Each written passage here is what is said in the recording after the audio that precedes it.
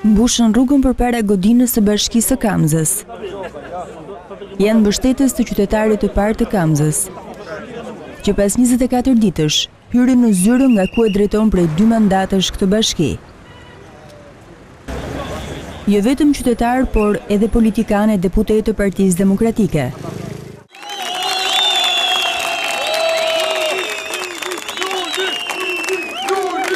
Kreu i Demokratëve erdhi t'ia japë personalisht mbështetjen kryebashkiakut të Kamzës.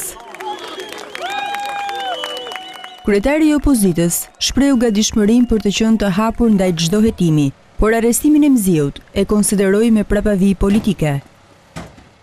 Partia Demokratike nuk ka ushtruar dhe nuk ushtron asnjë lloj presioni politik, as në rastin e Xhelan Mziut dhe në asnjë rast tjetër.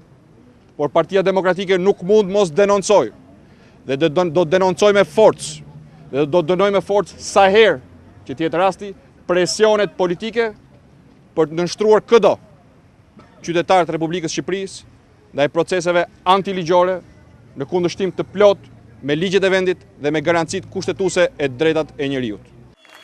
Kryetari i Partisë Demokratike shkon më tej, duke bërë të njohur se partia e tij disponon të dhëna të plota për thellësi të zeza të implikimeve mafioze politike në rastin e Xhelal Mziut. Ndërkohë që avokatët e tij do të bëjnë punën para drejtësisë, ne do të vazhdojmë të monitorojmë procesin me një dhe vetëm një qëllim: garantimin e triumfit të drejtësisë mbi çdo makinacion politik, garantimin e triumfit të shtetit ligjor.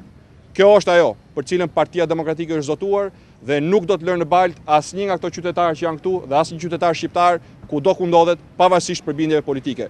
Për këtë, Partia Demokratike mbetet një garante e fuqishme. Mbështetësit e kryebashkiakut Mziu vazhduan të qëndrojnë jashtë godinës së bashkisë, ndërkohë që vetë Xhelal Mziu nuk pranoi të japë asnjë prononcim për publikun.